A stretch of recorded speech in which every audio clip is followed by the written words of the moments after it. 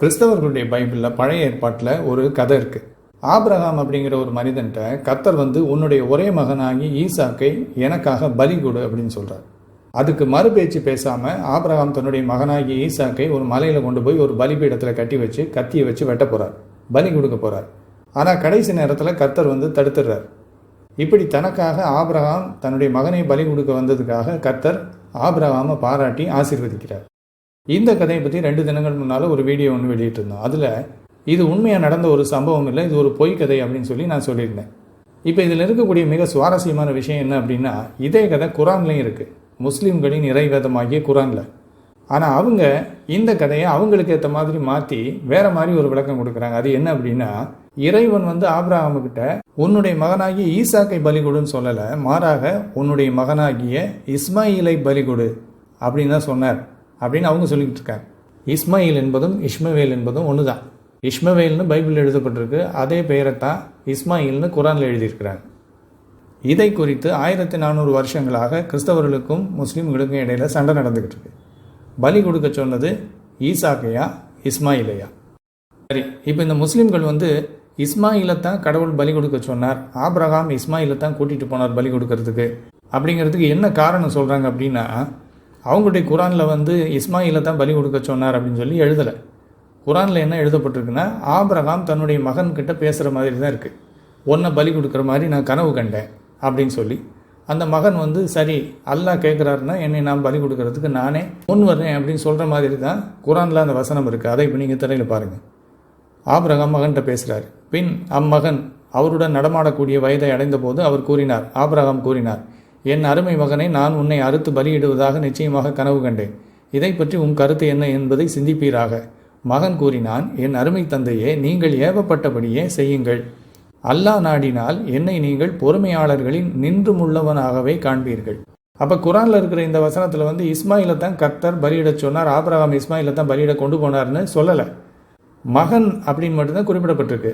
இருந்தாலும் முஸ்லீம்கள் ஏன் இதை இஸ்மாயில்னு சொல்கிறாங்கன்னா, பைபிளில் இருக்கிற அந்த வசனத்தில் ஆபிரகாமினுடைய ஏக சுதனை, அதாவது ஒரே மகனை பலியிட சொல்லி கர்த்தர் சொன்னதாக எழுதப்பட்டிருக்கு. அந்த வசனத்தை நீங்கள் திரையில் பாருங்க. ஆதியாகமம் 22ஆம் அதிகாரம் 1-2. அதில் 2வது வசனத்தில் கர்த்தர் ஆபிரகாமை பார்த்து உன் புத்திரனும் உன் ஏக சுதனும் உன் நேசகுமாரனும் ஆகிய அப்படின்னு எழுதியிருக்கு இல்லையா?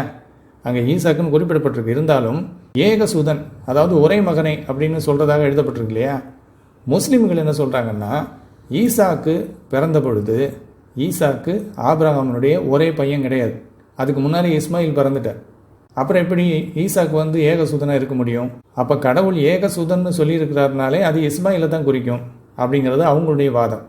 நம்முடைய சேனல்லேயே அந்த வீடியோவுக்கு 2 தினங்கள் முன்னால் நான் வெளியிட்டிருந்த அந்த வீடியோவுக்கு கீழே சில முஸ்லீம் நண்பர்கள் எழுதியிருக்கிறத பாருங்கள். இவர் சொல்கிறார், பைபிள் சொல்லும் பொய்களில் இதுவும் ஒன்றல்லவா? ஏகசுதனாக, அதாவது ஆபிரகாமுக்கு ஒரே பையனாக இருக்க வாய்ப்பு பைபிளின் அடிப்படையில் கூட இஸ்மவேலுக்கு தான் இருக்குது. அடுத்து இன்னொரு முஸ்லீம் சகோதரர், அவர் என்ன எழுதியிருக்கார் பாருங்க. ஈசாக்கை பலியிட சொன்னது பொய் என்பதற்கு பைபிளில் இருந்து 2 ஆதாரம் தந்துள்ளேன். ஒன்று ஏகசுதன், 2வது ஈசாக்குவை பற்றிய உடன்படிக்கை. இப்போ இந்த ஏகசுதன் அப்படிங்கிறதுக்கு இவர் என்ன விளக்கம் கொடுக்குறார் பாருங்க. கீழே அந்த வசனத்தை இவரும் மேற்கோள் காட்டிட்டு அதுக்கு கீழே எழுதியிருக்கார், ஈசாக்கை ஆபிரகாமின் ஏகசுதனாக கர்த்தர் கூறுவதாக இந்த வசனம் கூறுகிறது. ஈசாக்கு ஒருபோதும் ஆபிரகாமின் ஏகசுதனாக இருந்ததில்லை. ஆபிரகாமுக்கு இஸ்மவேல் மகனாக பிறந்த 13 ஆண்டுகளுக்கு பிறகுதான் ஈசாக்கு பிறந்திருக்கிறார். 13 ஆண்டுகளாக இஸ்மவேல் மட்டுமே ஆபிரகாமிற்கு ஏகசுதன், ஈசாக்கு ஒருபோதும் ஏகசுதனாக இருக்கவில்லை. இதுதான் முஸ்லிம்களுடைய வாதம். சரி, அப்ப நமக்கு முன்னால் இருக்கிற கேள்வி என்னன்னா, கர்த்தர் ஆபிரகாமிடம் பலியிட சொன்னது யாரை? ஆபிரகாம் பலியிடுவதற்காக கொண்டு போனது எந்த மகனை? ஈசாக்கையா இஸ்மவேலையா? பதில் என்னன்னு கேட்டிங்கன்னா, இந்த 2 குரூப் இருக்கு இல்லையா, இந்த கிறிஸ்தவர்களும் முஸ்லீம்களும், இந்த 2 குரூப்புக்குமே இந்த கதையில் எந்த விதமான உரிமையும் கிடையாது. கர்த்தர் ஆபிரகாமுக்கிட்ட உன்னுடைய மகனை கொண்டு எனக்காக பலியிடுன்னு சொன்னதாக சொல்லப்பட்டிருக்கு இல்லையா, அந்த கதைக்கும் கிறிஸ்தவர்களுக்கும் எந்த விதமான சம்பந்தமும் கிடையாது. அவங்களுக்கு அந்த கதையில் எந்த விதமான உரிமையும் கிடையாது. அதே போல் முஸ்லீம்களுக்கும் அந்த கதையில் எந்த விதமான உரிமையும் கிடையாது. ஏன்னா அந்த கதைக்கும் அவங்களுக்கும் எந்த விதமான சம்பந்தமும் இல்லை. அந்த கதை இருக்குதே, ஆபிரகாமிடம் கர்த்தர் உன் மகனை பலியிடுன்னு சொன்னதாக எழுதப்பட்டிருக்கிற அந்த கதை, இது யூதர்களுடைய பைபிளில் இருக்கின்ற அவங்களுடைய கதை. அதாவது யூதர்கள் உருவாக்கிய ஒரு பொய்க்கதை இது. அவங்க இந்த பொய்க்கதை உருவாக்குனதுக்கு காரணம் என்னன்னா, நாங்கள் தான் உலகத்திலே சிறந்தவர்கள் உயர்ந்தவர்கள் அப்படின்னு காட்டிக்கிறதுக்காக.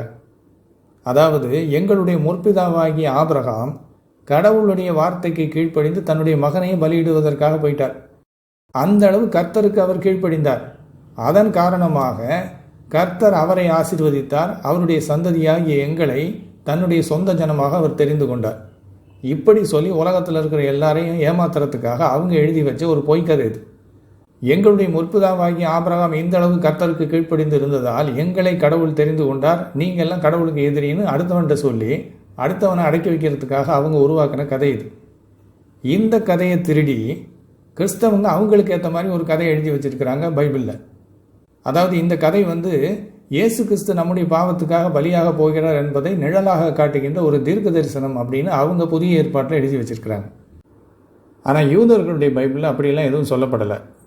அதாவது ஆபிரகாம் தன்னுடைய மகனாய் ஈசாக்கை பலி கொடுக்க போனது இயேசு கிறிஸ்து நமக்காக சிலுவையிலே பலியிடப் போகிறார் என்பதற்கான ஒரு அடையாளம், நிழல் அப்படின்லாம் யூதர்களுடைய பைபிளில் அவங்க அப்படி எழுதி வைக்கல. அவங்க அந்த கதையை உருவாக்கி அவங்களுடைய பைபிளில் எழுதி வச்சிருக்கிறதுக்கு காரணமே அவங்களுடைய இனம் உலகத்திலே சிறந்தது உயர்ந்ததுன்னு மற்றவங்கள்ட்ட காமிக்கிறதுக்காக. அவங்களுக்கு வேற ஒரு நோக்கமும் இல்லை.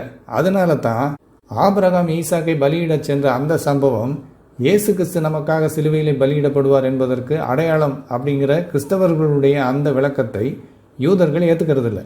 அவங்க அதை நிராகரிக்கிறாங்க. அப்போ கிறிஸ்தவங்க அந்த கதையை வச்சுக்கிட்டு இயேசு கிறிஸ்து சிலுவைக்கு போனார் என்பதற்கு அது அடையாளம், நிழல் அப்படின்னு சொல்கிறது கிறிஸ்தவர்களாக உருவாக்கிய ஒரு பொய்க்கதை. இப்போ இதுக்கு இடையில முஸ்லீம்கள் புகுந்துக்கிட்டு அதே கதையை திருடி, யூதர்களுடைய அந்த கதையை திருடி ஆபிரகாம் பலியிடச் சென்றது ஈசாக்கை அல்ல இஸ்மவேலின்னு அவங்க சொல்லிக்கிட்டு இருக்கிறாங்க. இதுக்கு காரணம் என்ன தெரியுமா? முஸ்லீம்களாகி அவங்க இஸ்மவேலின் சந்ததின்னு சொல்லிக்கிறாங்க. இப்போ இஸ்மவேலைத்தான் ஆபிரகாம் பலியிடச் சென்றார் அப்படின்னு சொன்னா தான் இஸ்மவேலின் சந்ததியாகி நாங்கள் ஆசீர்வதிக்கப்பட்டவர்கள்னு அவங்க காமிக்க முடியும். இஸ்மாயில் தன்னை அர்ப்பணித்தார், அதனால் இறைவன் இஸ்மாயிலின் சந்ததியாகி எங்களை ஆசீர்வதிக்கிறார் அப்படின்னு அவங்க ஒரு கூற்றை, ஒரு பொய்க்கதையை உருவாக்கியிருக்கிறாங்க. அப்போ ஆக மொத்தத்தில் பார்த்தீங்கன்னா இந்த 3 குரூப்பும், யூதர்களும் சரி, கிறிஸ்தவர்களும் சரி, முஸ்லீம்களும் சரி, ஒரு கதையை வச்சுக்கிட்டு உலகத்தை ஏமாற்றிக்கிட்டு இருக்கிறாங்க.